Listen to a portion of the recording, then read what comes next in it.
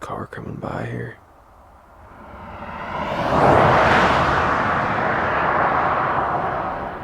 Alright guys, I'm headed right back into the same spot where I was at last night down here in Missouri. Had that real nice buck come in right at last light, and had that encounter with that mature buck yesterday morning back there. And then I had those 2 bucks fight right up underneath of me, so I'm going in the back way this morning, a different way than I've went in yesterday. And I'm going to try to hook into the back of that cove. They're just cruising along that transition to the north of me, cutting doe trails as they cross the cove, so I'm going to be just kind of scouting my way along for a tree because I've never been back there. This will be the first time back in there in the dark, so hopefully we'll find some decent sign to set up over.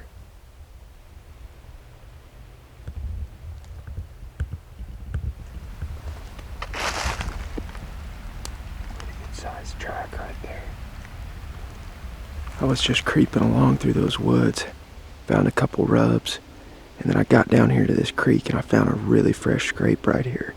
There's several crossings right here at this creek. Once it gets daylight, I'll show you. But I picked this little pin oak behind me. I'm going to go ahead and start climbing up it and getting set up. It's still an hour and 15, hour and 20 minutes before daylight. So I'm hoping I can have all this crap up in this tree. By the time it gets light, this should be a pretty good spot, I think.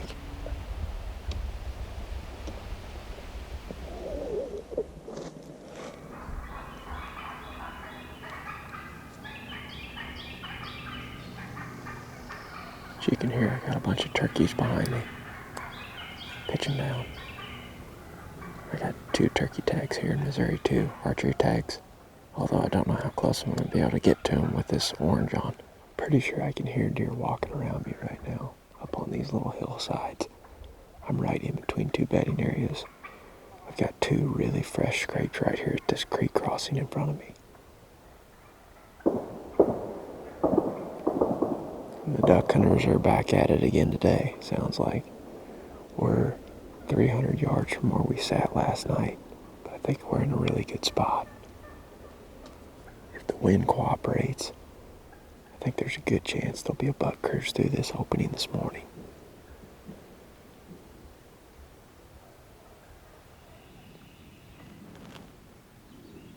I just saw a huge buck right behind us. I think it's that big 8-pointer that I was hunting in here earlier this year.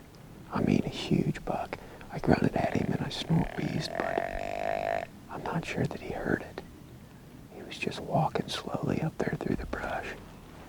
I turned around right back there where those turkeys were roosted and pitching down, and he was walking across that ridge.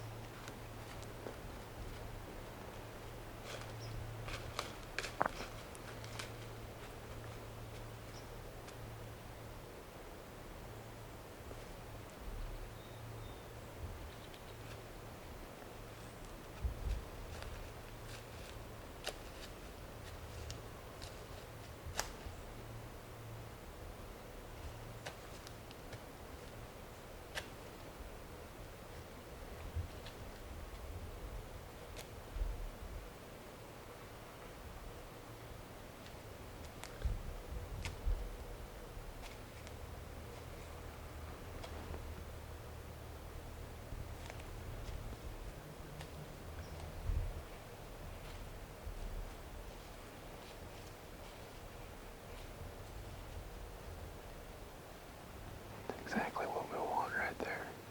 He was super cautious coming through here though. Better stay on her toes, there might be more behind.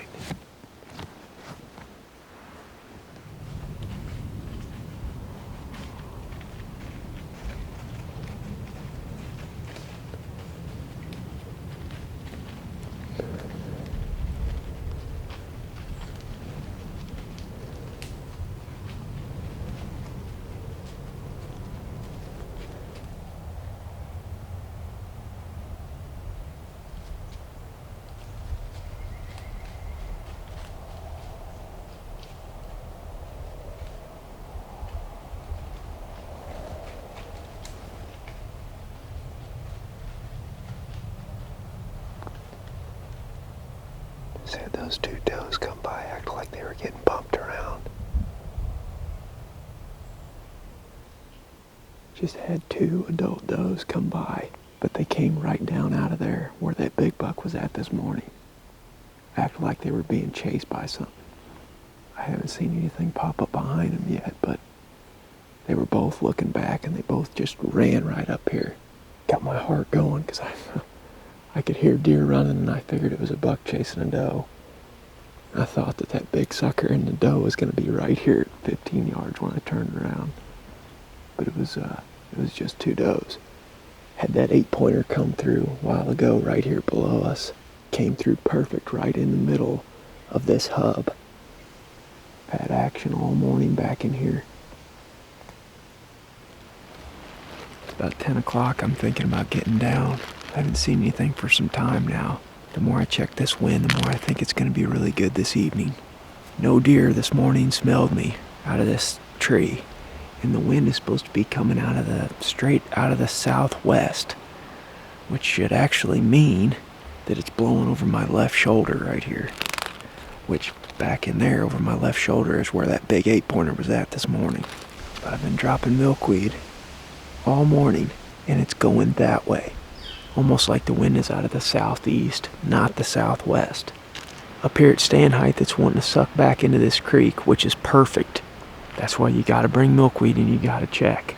Otherwise, I would not be hunting this spot tonight. If it was the southwest and my scent was going that direction, towards where I saw that big buck this morning, I would not be sitting here. But because it's tending to drift into this creek back here behind me, it may be an opportunity to hunt it this evening.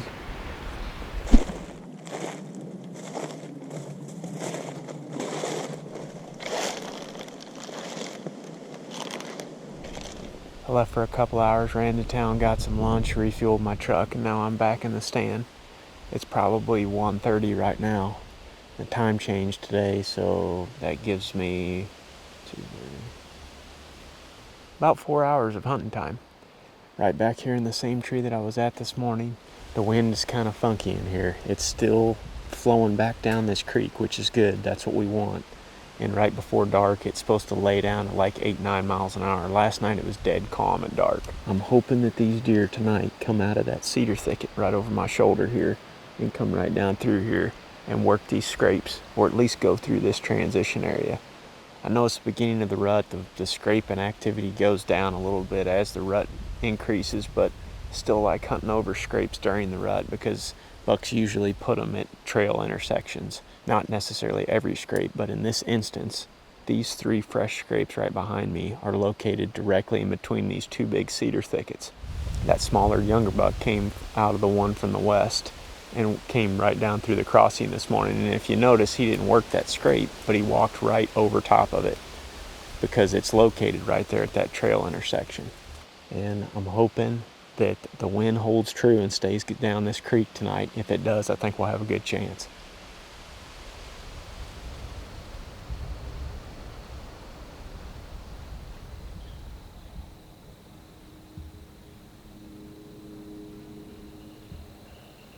Pretty sure I can hear deer moving around these bedding areas around me right now.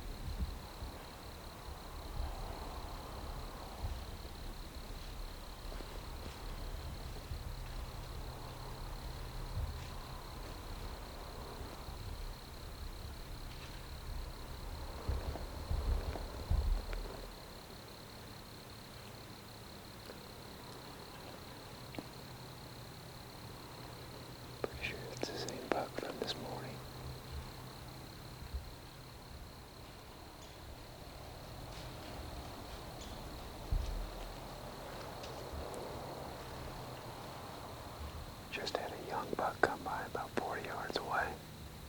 Might be the same one from this morning, I'm not sure. I can hear other deer walking around though.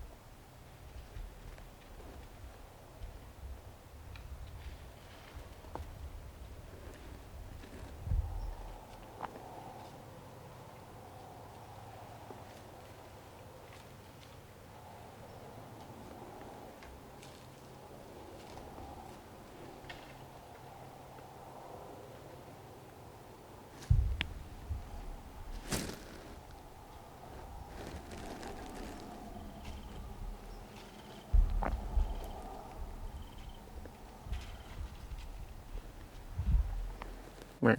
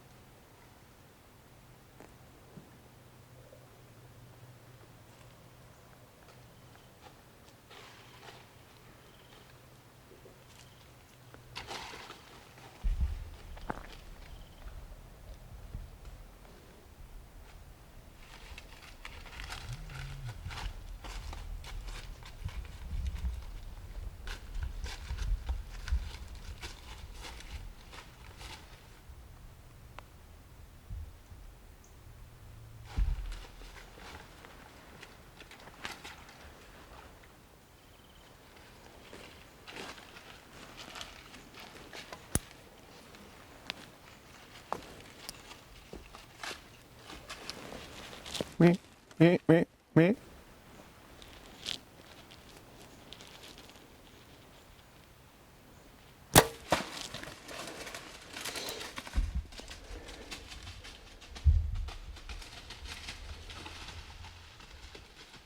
He's going down.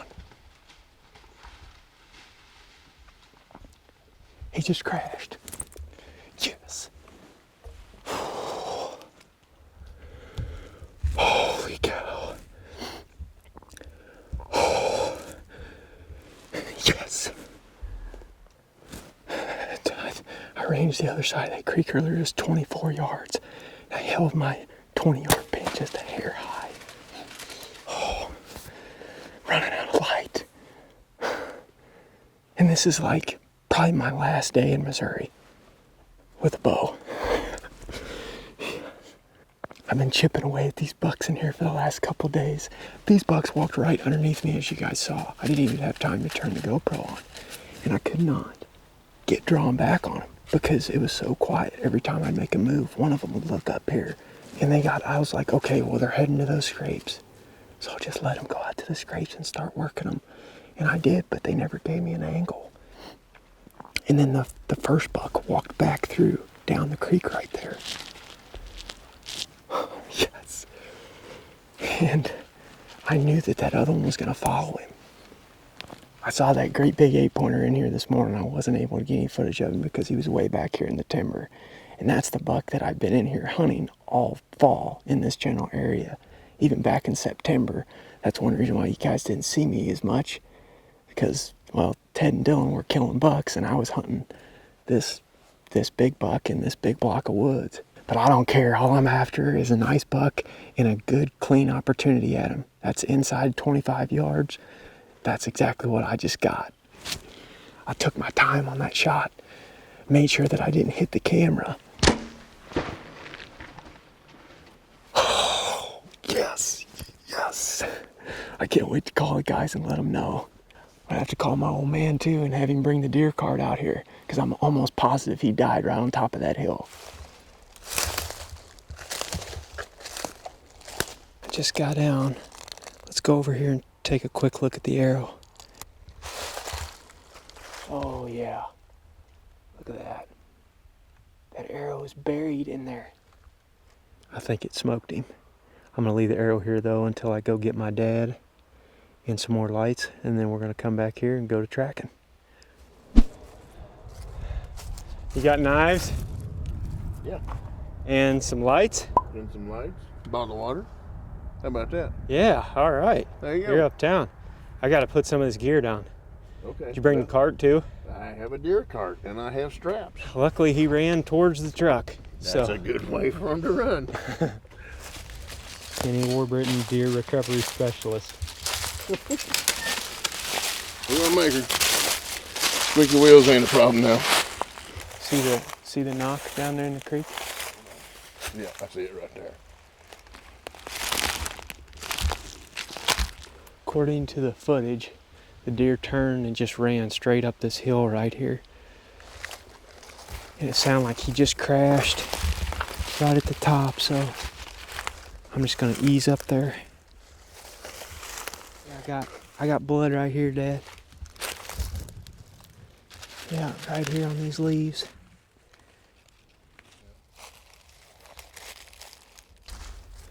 I see a eye shining right there. I see an eye shining up here. Oh, here he is, Dad. He's right here. He did not make it very far at all. Oh yeah, he's an awesome buck.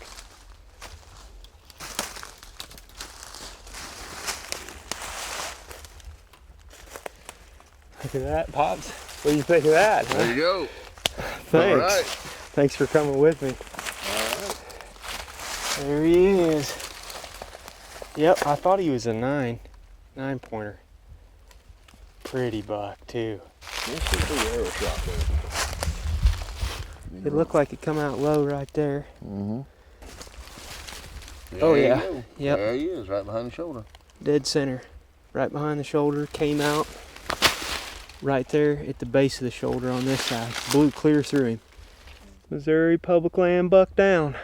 I'm gonna go ahead and get him tagged, and then we're gonna go get the deer cart, and I'll recap everything for you guys once we get him field dressed and back up there to the truck. All right. Let the harvesting begin. Got him checked in right here on the Mo hunting app. Kids and their toys. Oh, don't start. You got one of these too. I do. I can get email on it and send text messages and call people. You could do that with your last 2 phones too. I just introduced him to how to save pictures to his computer. Pretty slick deal, isn't it? It is. I'm coming into the 90s. Yep, just about 25 years too late. Nug. Let's get rid of this. Have you done this before, Kenny? In the day, we just drug them out. Oh, okay. Back when you had to walk 15 miles to school, Uphill both ways. uphill both ways, yeah. Yep. Get them on the horns or the hoof and just drag. Uh-huh. Yep. That's how the old school ways were. Back when men were men. Well, if you'd rather drag him, then just go ahead. Oh, we'll take this modern contrivance and just try it out.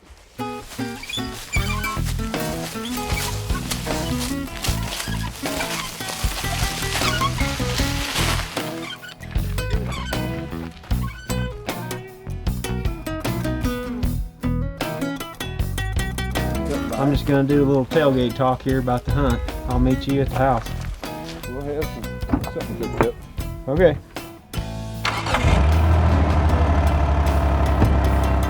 Dad just headed back to the house. He's gonna go ahead and get supper fixed. He helped me load this buck into the back of my truck, and I figured I'd take a second to recap the hunt for you guys. As y'all saw, I've been self-filming down here for the last couple days, and it has been a complete rodeo. I've learned a ton about that. It's extremely difficult. I've been packing in most of this gear behind me on every single hunt and doing hanging hunts, which has made the whole process time consuming. I don't know how Greg does it all the time, and I know some of you aren't that concerned with the video aspect of it, but we really like to get the shots on film if we can. We can just all learn so much about shot placement and use that footage to help teach everybody more about the hunt. But it's an awesome hunt. This was probably my last night, and this buck and that other young buck came in right there 10 minutes to go before the end of legal. And I showed you the shot placement a while ago, but a lot of folks ask about our arrow and broadhead setups. All of us shoot something different for the most part. I switched this year to a Black Eagle Spartan arrow. It's about 10.1 grains per inch. And I put a 120 grain stainless steel Ethics insert in the end of it, and then a cutthroat 2-blade single bevel 150 grain on the end of the arrow. And that makes for a super heavy arrow. And as you saw, this thing buried like 6 inches into the mud on the other side of the deer. I mean, it's overkill for deer, but that's my goal anyway, me personally, is I want to pass through the animal. I want to, if I encounter bone, I don't want any deflections of any kind. I want this thing to go through, dig, and turn upon impact and continue to pass through. I've just had some bad experiences over the years with deflections on, with mechanical heads and lighter setups. I'm not saying that those aren't a bad way to go. Those definitely work great. But that's just what I decided to shoot this year. As far as the strategy of the hunt goes, I was going into a brand new area. I'd never been in this spot before. So what I wanted to do was just scout those edge transitions around that dried up lake bed. And the idea was I was looking for scrapes or trail intersections in between bedding areas. But in the dark this morning, I got down in there, and it's kind of at the base of multiple ridges in this big ditch at the bottom. And we hunt these locations, we call them hubs. There's numerous habitat types that all converge right there. And I went in there in the dark this morning, having never been in there before, and I was shining my light looking for sign right in that general vicinity, and I found a really, really fresh scrape in the dark. And I didn't look any further past that. I just decided I better set up right there because I was scouting that creek in. One reason being to try to keep my ground scent down in that creek. Another reason because that creek's fairly muddy and it's going to show fresh sign a little bit better than the rocky creek banks. So I was able to see numerous trails crossing that creek and then a scrape right there on the creek bank. So I popped up out of the creek bank and I hung in the first tree that I found with a good clean shot to that scrape. And as it got daylight, I could see that there was another scrape and another scrape and another scrape. There was just scrapes everywhere in that little bottom, and I knew that I'd hit the spot right. It doesn't work like that very often. A lot of times we guess wrong, but all you have to do in a long season is guess right once. But overall, I'm pretty happy with how this hunt turned out down here in Missouri. Thank you guys for watching. We'll see y'all on the next video. I'm gonna get this thing to the house.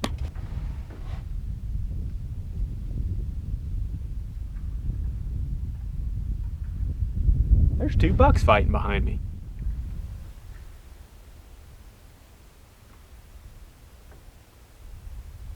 Huh, that's pretty wild. There's 2 bucks fighting right back there, right now.